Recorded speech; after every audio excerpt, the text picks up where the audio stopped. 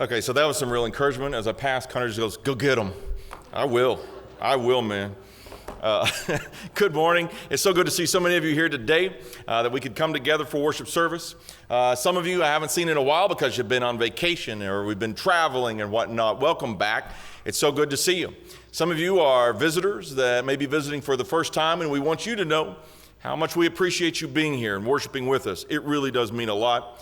We are grateful that you can be here, and we hope to be able to get to know you.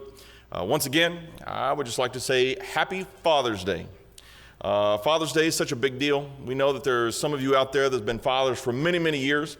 Some of you have been grandfathers and great-grandfathers for many, many years.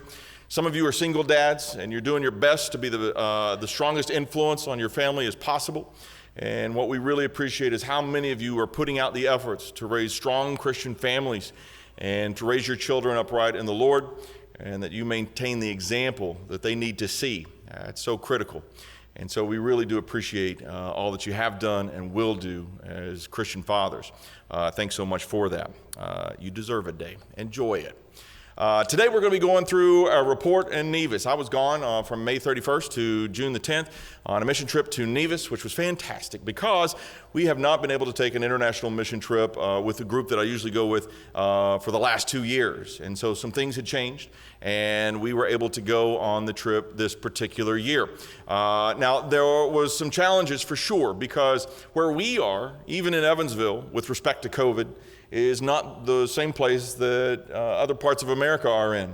And certainly when you travel to other countries, they could be in a vastly different place. And so that affected the number of people that went on our trip. Usually we have 25 to 30 people that would go on this trip, and they would come from, Tennessee, Alabama, Kentucky, obviously Indiana, and other states around there, sometimes from Texas.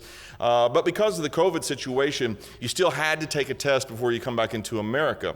And if you tested positive for COVID in that situation, well, you're going to stay a minimum of 5, but probably more like 9 to 14 days on the island in a room, totally isolated. And they often have someone watching you to make sure you do not leave your room.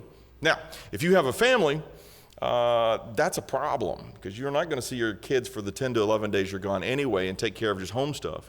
But if you have to add an additional 14 days on top of that, it becomes a little bit more problematic.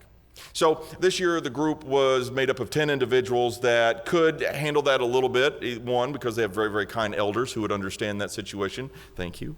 Or they were retired, and so they had a little bit mobility in that regard.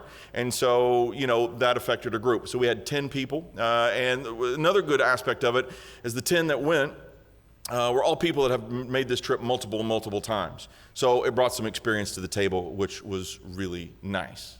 This was a picture of a bird that I got on the trip. Now, the bird is kind of exotic for us here in Indiana. And Mike, if you want to go ahead and lower the lights 50%, that'll help with some of the images. Thank you. And you can see it's a unique bird. We don't really have these, and that's kind of fun. But what I really liked about this particular picture is, one, I quit carrying the DSLR camera with the big lenses and all that because it's a lot. And so this was taken with a phone camera, which means I had to get pretty close to the bird, which means I had to deal with the fact of there's people watching. And if that thing flies at me and I scream, can I handle the shame of that? And it was worth it. This was a cool bird. But it let me get really, really close. I mean, really close. And as it said on these kind of lily pad sort of things, and there was fish below it, and I'm sure it was just trying to get a meal. I thought, well, that's pretty striking how close you can get to a thing. Yeah, I love the colors. Yeah, I love the exotic nature of the bird. But the idea of getting up close and personal is so critical for a mission trip. It really is. There's sometimes you have an ability to support a mission trip and to pray from a distance, and it's really important that we have that base and foundation covered. But when you're talking about evangelism and diving in and being a part of a people's community for a time period so that you can connect them to God, getting up close is critical. It's critical. Now, COVID prevented that in some measure, and on the island, like I said, they are currently about where we were maybe a year and a half ago. Lots and lots of masks. You're going to see in some of the pictures a lot more hand sanitizer than you would commonly. Even next to the pulpit, there's hand sanitizer. Even at restaurants, gobs of it everywhere. And masks were really, really common, and people were cautious. Now, as far as we knew, there was only 32 cases of it on the island, right? 32 cases, and they were in heavy, like, that's a big deal, 32 cases. And those were the ones that they knew that were in quarantine. And only on occasion did we encounter someone where they're like, I'm in quarantine. And we said, Jesus loves you still. But we didn't go and sit down with that person, and they didn't want us to because they're extra cautious in that regard. But wherever there was opportunity, we would move in. And you wanted to get as close as possible into people's lives. Evangelism is very personal. Church is very personal. And so that ability to get in close and to connect with people is critical if you want to do it as best you possibly can. To give people a chance to open their hearts up to God's word, and for us to be able to be there for them in whatever way we possibly can be. There was two things I like to think about in any mission trip. And I want to bring this up because there's some of you here today that have told me that you would love to do mission work in the future. And I really hope you pay attention to a couple of these things as we go into it. There's some of you here today that may not have ever considered the possibility that you could do mission work. I want you to possibly rethink that. You have particular skills and abilities that may lend you to being a critical part of a mission team. It is very possible for you to participate. But there's some things you want to consider. And I think two of the most important things are, what do you bring to the mission trip? What do you bring? And I mean that spiritually. What do you bring to the table spiritually? What are you taking with you to that country or that island, to those people, to get in close with them? And our example for what that means would certainly be Jesus. Jesus was talking to his disciples in the scripture reading, and I love how he closes up that passage. They were viewing things from a worldly standpoint. They were bringing worldliness to the conversation. Put us in positions of greatness, of authority, of power, to sit on your right and left hand, Jesus. Put us in those positions. It's a worldly mindset, to want to elevate yourself up. And in some places and sometimes it's perfectly okay. But in the kingdom of God, it requires a tremendous amount of humility. And so that worldly kind of thinking isn't really going to profit us in the work of God. In fact, he flipped it. And he said, if you really want to be great in the kingdom of God, you've got to want to be a servant. Whoever desires to be first among you, let him be a slave. Just as the Son of Man did not come to be served, but to serve, and to give his life a ransom for many. That is an incredibly different concept. Jesus didn't come to lift himself up, but to be lifted up on a cross, to be sacrificed, to give his life so that we would have hope.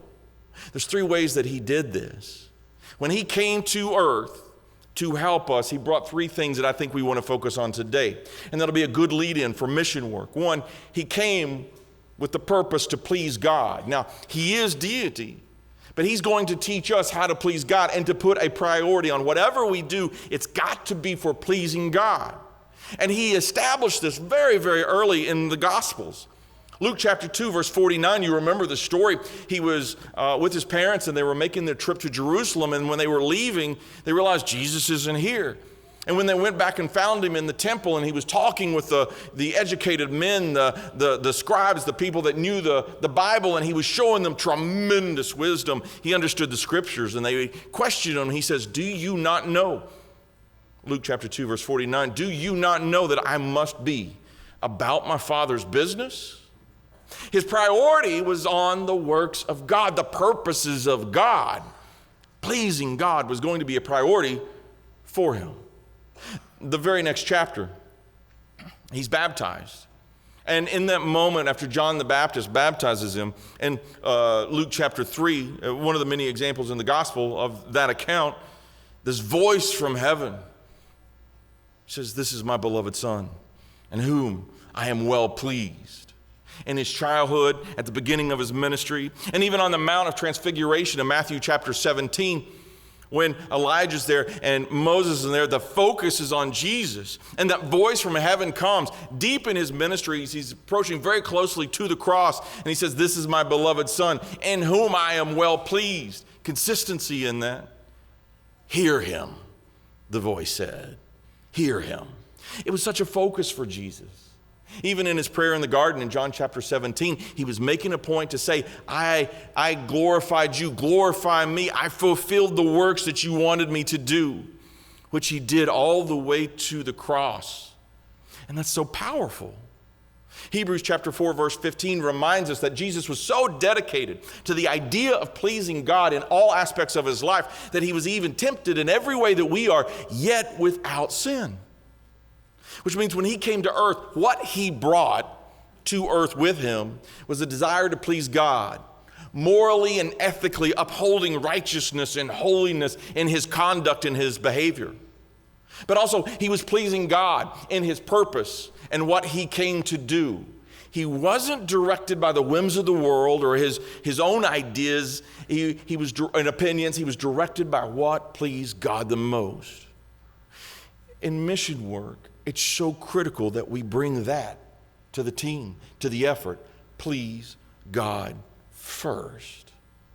Secondly, he showed incredible love for others. Not just some people, but all people. Think about the people he encountered. John chapter 3, when he's talking to Nicodemus, this would have been a wealthy man of incredible influence. And Nicodemus met him in the nighttime, and it was a position where he was, and he probably felt very vulnerable talking to Jesus. But Jesus met him at that point and taught him and gave him some challenging things to think about for sure. But Jesus did not disregard him, even as a Pharisee, and even meeting him at night and things that might have been inconvenient. Jesus met him. Even the rich young ruler, Jesus met him as a valuable person, as a person whose soul mattered. But Jesus loved him so much that he confronted him with his weakness. Listen, the rich young ruler did so many things so very well, but he had an issue with his materialism. He valued the material things he had so much that he walked away from Jesus sorrowful because of his things. He had to be confronted with the good in his life, but also the weaknesses that he needed to work on. That's love. Jesus didn't let those things pass away. Jesus even loved the people that were easy to ignore. I think about the centurion and his servant, easy to ignore, but he mattered to Jesus, and Jesus gave him the blessing of healing. I think the woman caught up in sin in Luke chapter 7, at the end of that chapter, the Pharisees completely disregarded her and viewed her as lowly, but not Jesus.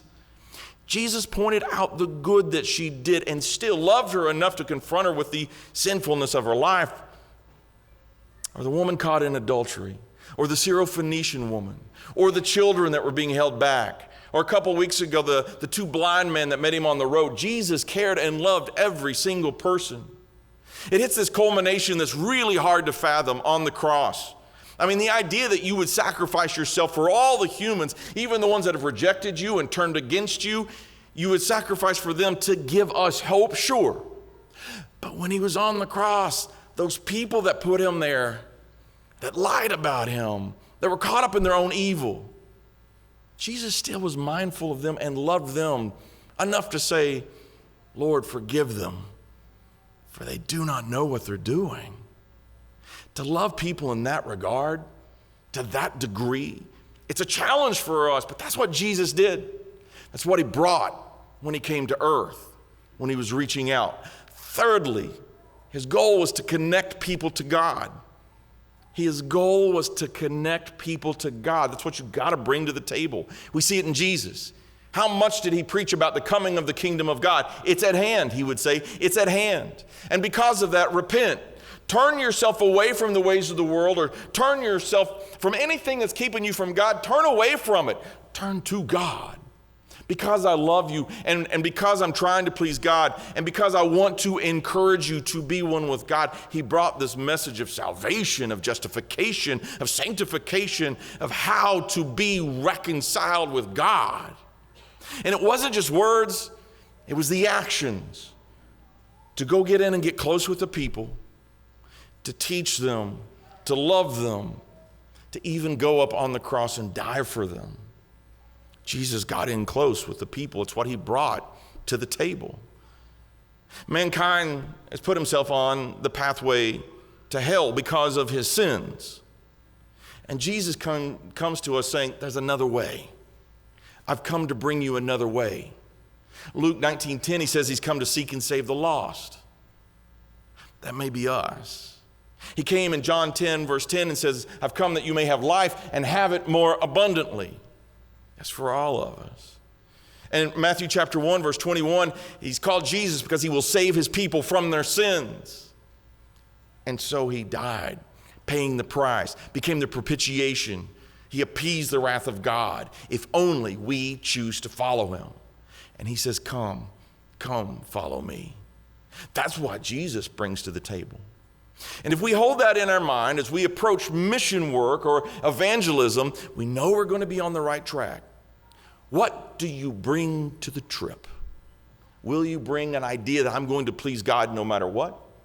Will I love every single kind of person, even the ones that I find it challenging to be around? Well, if I look at Jesus' example, sure. And is my intent to help connect them to God? And sometimes that path will be very challenging, and sometimes it will require sacrifice on your part. But if you bring those three things, your mission efforts can be very, very powerful because it's rooted deeply in Jesus, fulfilling the purposes of God. Hold on to that. Let's go and look at the trip and see some of the things that we did. Okay, so there was these wonderful, wonderful things that we saw on the island of Nevis, and that's one of the side effects. A fun thing about traveling for me personally is things that you don't usually get to see. This is the airport that we flew into in the island of St. Kitts, which is nearby.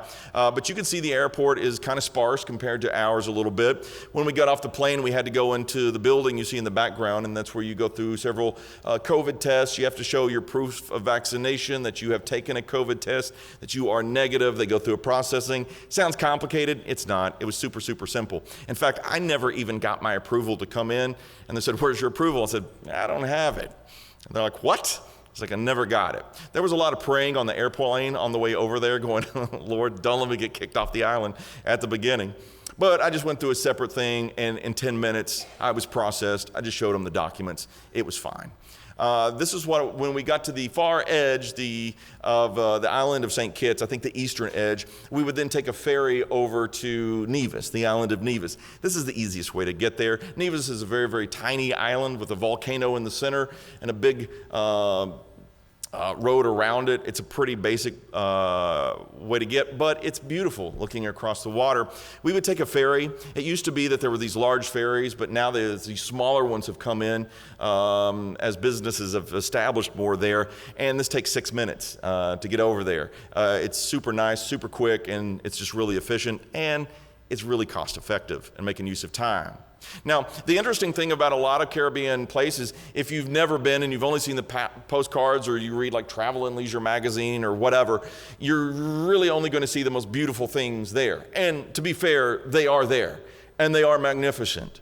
They really are. At this particular place, there were people on the grounds that if a palm leaf fell, they would walk over slowly, pick it up, and walk away with that one palm leaf because the guests can't have a palm leaf on the ground. There's some attention to detail there. It's beautiful. And this is an old sugar plantation that used to be a big deal in the history of the island, and now they convert those over in places where you can stay of various levels of comfort. But they look magnificent. At the same time, there's places that don't look so magnificent. This is the place that we ate dinner every single night. We had made an arrangement where they would cook meals for us, and we sat at a table. And what was unusual is they fixed it family style kind of dining. So they'd bring out large plates, and we would just pass them around. And usually it'd be 2 or 3 meats, 3 or 4 vegetables, some bread, and things like that, and a variety of juices. Maybe be fruit punch or mango juices. One night they had cucumber juice. I passed on that one. I'm sure some people love it. But sometimes you got to try it and taste it and see what you do like. You might surprise yourself, right? But they really put in a lot of effort for us. And we joked about dessert one time, key lime pie. They'd never heard of key lime pie before. But that night they got online, found a recipe. And the next night they tried key lime pie. It was pretty good for their first time on key lime pie. So those are also opportunities for us to connect with the people. And because of that, you're with them every day, and they are very respectful. Like before they would even serve anything, they would sit there and wait for us to pray. Then they would serve. They were very, very respectful. And out of that and the encouragement, they even asked us for Bibles and things. And so you look for every opportunity possible. You're there for a very short period of time, so you want to make every moment count as much as possible. They know why we're there. They don't consider it awkward or rude for us to bring up biblical things. They get it. Right? So that all opened some opportunities we're going to take advantage of. And so that was a great one there at this Pleasures dinner place that we ate, kind of out of the way. They also have buildings like this that are very old. Just interesting contrast. This has survived a lot of hurricanes and such, and I'm amazed it's still up. So that's fun. There's also wild donkeys out there. They even have a place called Wild Donkey Sanctuary. We asked them about it. Turns out there's no such thing. The tourists think it's super interesting, so they only put it up there for the tourists. But it's just these random donkeys out there. Those of you that grew up on farms will understand why that's utterly ridiculous, but whatever. There's all kinds of different wildlife you can see there. Monkeys. This is a particular place I told some of you. I'm driving down this dirt road, and like 5 or 6 monkeys jump out of the left side of the road, out of the trees onto the road, and then bounce onto the right side. And this one stayed for his picture. But I was like, what in the world are we dealing here with these monkeys? I hope they don't attack me. This is another beautiful thing, just to contrast the dirt road with this kind of path where you get this lush vegetation to walk back through a building. The flowers are super nice too, but you can tell these are manicured and groomed very well. And so it's kind of nice to give you just sort of pictures of what the island feels like. This is a fruit called a soursop, which we don't often get. That's one word, soursop, but it's got a fleshy interior that's kind of sweet. But it does not look like anything you would want to eat. This one's not as prickly as they normally would be hanging on the trees, but they're fantastic. This also some of the history of the island. This is Alexander Hamilton's birthplace. I know it's not nearly as magnificent as you might think for such a dignified figure. It's a small place, really, but this is where he was born. Those of you that are fans of Hamilton, this is what spawned that. This is utterly depressing. As we went through the museum, I said, what in the world? Is that real or a prop? These are chains, shackles that were used in the slave trade. They said, those are real. I said, that's disturbing. They're like, yeah, it is. It's part of our history, and we're not going to shy away from it. But that's a real shackle that was used on real slaves. Also, they had this part of the history of their island as well, which I thought was incredible. In 1312, there was this guy named Mansa Musa who was an incredibly wealthy African king. He upended several economies because of his own wealth, which I think is an amazing military strategy. So they had some interesting things tied to their island that I think are worth spending time in. If you're going to get close to people, understand their history, understand where they're coming from, and appreciate it so you have talking points. This is sort of gimme anytime you can get a chance to do this before you go on a trip or while you're there. They also had incredible history of things like Sea Island cotton, sugarcane, things that you can appreciate in their history. It's important to do that, to connect with people. This is the church building where we would be conducting services and such. Usually when we do these kind of trips, we're going to have nightly services. So for 8 to 9 consecutive nights, we'll have church services from 7:30 until 9 p.m. And I had not been to this particular congregation working since 1997. My second ever mission trip was to Nevis on this congregation. And some of the people were the same and some were different, but you love connecting with the people who were there in 1997. They would generally say things like, I didn't remember you being so tall, or kindly they were saying, you used to be skinnier. And I'm like, shush, Christians, forgiveness. But they would put these big speakers outside, and they would blare out the singing, and the sermons. It's very normal. No one thought this was crazy at all. So there's different aspects of culture that allow you to do things you might not get to do in the States as easily. Now, the steps, as you can see, are not ADA approved, and if you have any disability, it's tough. But there's some people where they just simply help pick them up and carry them up the steps. And so you have to adapt. They are planning a new building at some point where they will address a lot of those things. But for the moment, you just kind of have to adapt. You can see that there's one light bulb above the door. The first 2 nights it didn't work. They just got a ladder up, set it on the steps, leaned it up there. But I think on some level they think we're very fragile. They would not let me on the ladder. And I was like, I have no problem with height. It's not a big deal. And they're like, no, David. I was like, oh my. Okay, sure, I'll hold the ladder. You just kind of got to roll with those sort of things and can't take anything personal at all. This is the interior of the building. We start off the first day by stamping tracts, which we would hand out. An amazing number of people will take them and read them if you just give them to them. I will tell you that I've noticed things have changed since the 90s. It used to be they were hyper receptive to door knocking and hyper receptive to tracts.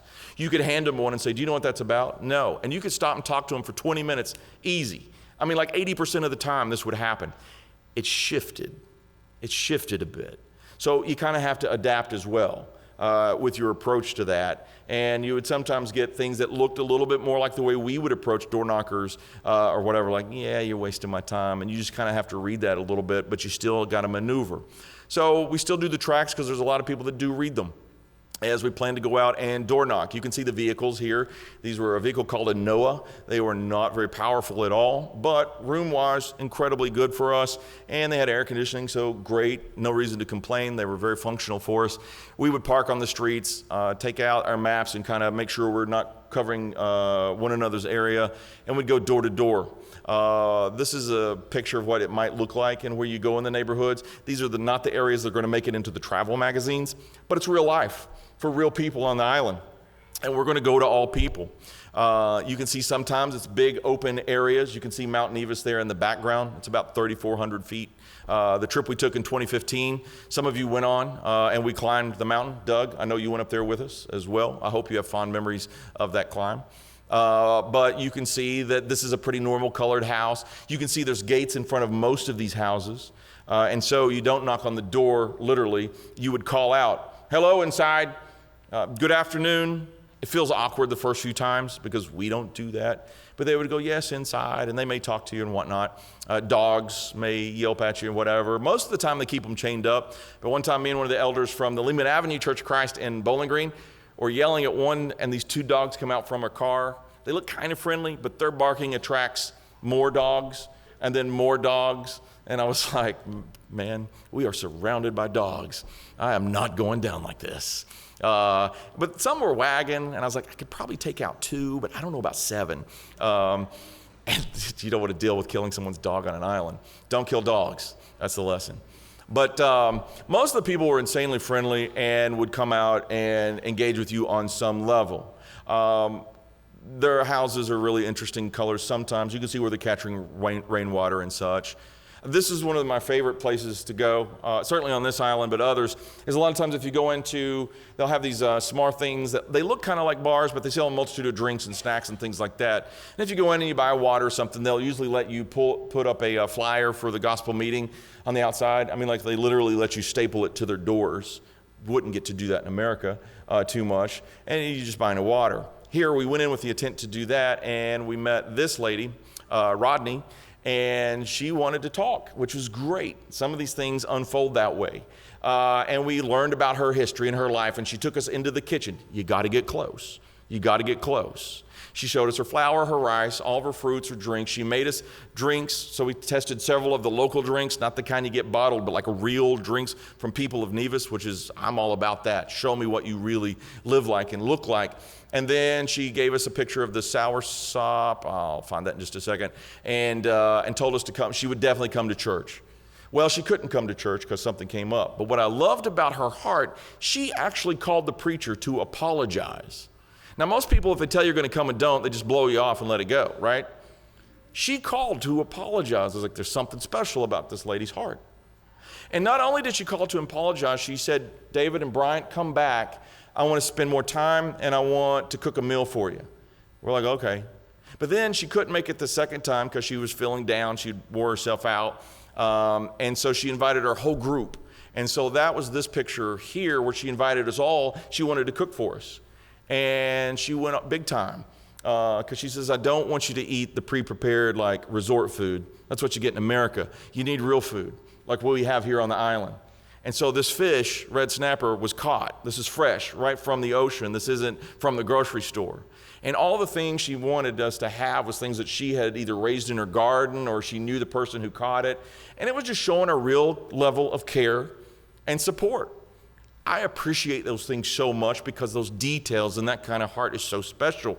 You got to get in close. She was reciprocating by getting close with our group. She didn't want anything from us. This wasn't anything where she was expecting us to tip money or promote her business or anything like that. It was just, let's be good, decent people to one another. You have to appreciate those things. So it was super nice. We also went to visit members and check on the ones that couldn't be there because of COVID and whatnot. And that's a nice thing. We'd sit and sing with them, and they would sing out, and that was sort of great. This is a house we went to where we visited this lady, Sister Jeffers. She's 102 years old. 102 years old. She's blind. She can't hear real well, but she was still singing out the songs with us very loudly. At first, people were just like, Sister Jeffers, we're going to sing this song. And she couldn't hear. And then finally, one of our guys, Sister Jeffers, what do you want to sing? And then she would give us a song, and man, she was belting out that song, which I think is fantastic. 102 years old, going to be 103 in September, and she's still going to praise God. She just loved having people take the time to love her and visit with her. Her prayer was that she reaches a little over 103 so she can beat her sister. I was like, well, okay, good luck. Good luck. This is a building that's a house. The purple side's a house, but if you look to the right side of the picture, that small door, it's a radio station. You can see the towers on top. I would have never guessed this was the radio station. Inside is Gary Knuckles doing a live on-the-air sermon in a tiny, tiny room. But it puts out 500 watts and hits multiple islands. The guy was super fun. They play a lot of gospel music. Some we would be okay with. Some you're like, well, okay, whatever. And I just said, okay, what kind of gospel do you play? And he was like, oh, all sorts, even some American stuff. I was like Gold City? And he's like, yeah, we might play Gold City a little bit. Those of you who like Southern gospel would know what that is. And I was like, Kanye West had a gospel album? And he went, no. I was like, okay, the line has been drawn on Kanye. Interior of the church during the gospel meetings, good turnouts every night. We didn't know it, but someone had gotten them a projector. You don't usually get those kind of things in the churches, most of the churches down there. I wish I had known. That would have been super nice, but they're making the efforts. And if you mess up, be careful. The preacher straight up calls you out for it. Like Tarek messed up a thing. He's like, we would be doing these songs tonight, but Tarek did not do his job. And I was like, okay. I don't think it's going to go over too well in the States, but whatever. And Tarek got up and did his thing. I was like, okay, whatever. And so this is Brother Ross. He led a lot of the songs. And this is one of the things where you have to adapt. You may sing the same song. They're not going to sing it the same way. We're not going to sing it our way. We're going to sing it their way. You adapt. You're on their territory. The words are what matter, and your heart into it's what matters. The tune itself, you just go with where you're at. It's for God, it's praising Him, and it's respecting Him. And we learned some new ways to sing songs. And then Brother Ross was fantastic. And he was one from a previous trip. Tom Hall did some of the preaching. He's from the Bowling Green area. I did a couple of the sermons, and Gary Knuckles from Western Kentucky also did a few of the sermons as well. And it was great because not only did we do the preaching, but the brothers down there would do the singing and the prayers. And it was a collaboration, which is incredibly important to do. It's what you bring, collaborating with people, not trying to dominate, but you're there to serve, just as we saw Jesus do. One other way that we served was to be able to do blood pressure checks and to give away reading glasses. We try to do that every year. That's a project that Daryl and Lori from Lehman Avenue bring to the table. It's just serving. She's a nurse. So we get certification from the health departments down there. The government gives us approval, and it just helps people kind of monitor things. It's appreciated. We also give away Bibles every night if people can answer a question about the sermon, and we have a lot of interaction. Some of the things that we take with us as a side effect as we close this out is the relationships you build. This is a place that's called Golden Rock, which is where we stayed in 97 and a couple of other trips. It's been bought and it's been changed a little bit. Now, it's a beautiful place, but there's no air conditioning, so there's some trade-offs there. But it's a magnificent place. And under that covering, the red covering there, is where we would eat and roast as we ate because it's so hot. But you can see that there's the two hand sanitizer, although very stylish ones there as you go up. They turn out the same hand sanitizer. But we got to meet the original owner who used to be there with us. Her name's Pam. She's fantastic. And she was excited. She sold the place years ago. but she still wanted to come up and talk with us and meet and see how we were doing, how she was doing, and she's amazing. She started an archery program for the people on the islands, and they go compete. She's been taking up literally basket weaving classes that she makes for people. She's also opened up this consignment shop to where all the proceeds go to this school to fund people that can't afford to go to school and have clothes and things. I mean, even later in her life, she's not retiring. She's just finding opportunities to do more things for people. And so it's fantastic to have those relationships to come back to, and it's encouraging. You bring that back with you. The other thing you bring back with you is the people you have the Bible studies with, to see their enthusiasm. Those of you that were in my Monday night David and Goliath class, I told you about the Bible study that we had. This is the guy. This is the guy that even in the midst of the Bible study and in considering his own spiritual state, he literally started crying. That's getting in close with people, really close, and letting their lives touch the gospel.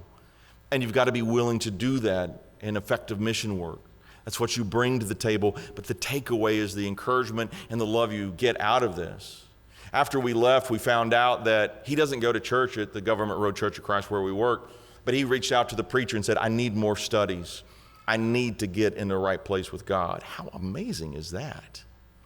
Colleen was a lady that we studied with, and we found out the day after we got back, she was baptized. She was baptized. And there was other studies, and this gives you a picture of what it looks like when they do. Sometimes we do baptisms in pools, but my goodness, you have the largest baptistry in the world on the coast of your island, and so take advantage of that ocean. Understand some of them are scared, literally worried about getting in the ocean, but it's fine. And so those are some of the takeaways you get out of that. Here's the thing that I want us to understand. What you bring matters, first and foremost. It's about what you give. When Jesus came to earth, he came with the intent to give mankind, to give us faith, hope, and love, those three things. And he did it because he wanted to please God, and he loved all people, and he wanted to connect us with God ultimately through his sacrifice, but in showing us the way to be Christians, to put him on and to follow him. That's what he brought. Sometimes when we go on trips, we want to bring our opinions. We want to bring our economic views or political views or the way we think church should look like because it's what we're used to. That's baggage. It really is. One of the things we have to navigate, whether it's, well, we don't sing the song that way, or we don't have our worship order in that particular way, or we dress a little different. You can't bring that with you. As long as it's godly, you're on their turf. You're in their area. Soak it up. By doing so, you get in close with them and appreciate and collaborate with them. Now, if it's something ungodly, that's a different matter. But if it's a godly thing, it's going to look different when you travel the world, and it broadens your appreciation for the scope of Christianity as long as it's grounded in truth. So we don't bring our baggage, we bring Jesus. We want to bring the quality of Jesus, the love of Jesus, and the teachings of Jesus to people and get in close with them. It's where the significant difference is made. As a result of that, you take away the encouragement, the love, the success, the spiritual successes that you see them doing. You take away a little bit of extra wisdom. You take away, sometimes you have to confront your own weaknesses on trips like this. People don't eat on your schedule. People have very different, perhaps, and I'm talking within the group itself, and you have to adapt. But the takeaway is a greater appreciation of patience and care and consideration for other people and recognizing, oh man, I've got things I got to work on myself. Those are side effects, but they're benefits of mission work as well. First, put your emphasis on what you bring. Second, the takeaways. Mission work isn't for everybody, I get it. But you may be more capable of participating than you know. You really might be. You should give it a try. But if you are not capable for whatever reason, and I mean really truly not capable, pray for it. Support it. If you have the capability to support it in some way, please do so. Sometimes it's sending Bibles. Sometimes it's just looking at ways to send cards. We got one church and they're writing the members down there just to be supportive of them. That's fantastic. There's a multitude of ways to do that. Ask questions about it. I go on this trip. Carl, he's super dialed into our international missionaries. We'll pick those back up next week. Danny goes on multiple trips. Dial in with people and find out what you are able to do. You're able to do more than you think you are, I promise. And I hope that's been an encouragement to you. As we close out today, I want you to think about how much Jesus you have in your life. We talked about taking Jesus with you, but it's not just internationally. It's got to be wherever we are, especially in our own community. It's the most important thing that we can do to your friends and your family and your neighbors. But you must have him in your life first. That's a great concern that we have here, is how much people are connected to Jesus in their own life locally. If you need help on that, ask us about it. If you have questions about it, ask us about it. We're going to point you to the Bible first and foremost. And if there's a way that we can help you in that regard, we're going to do it. If you have drifted in your faith and you need to reconnect with God, do something about it. It's the most important decision you could possibly make. If there's a way that we can help you, come forward as we stand and as we sing.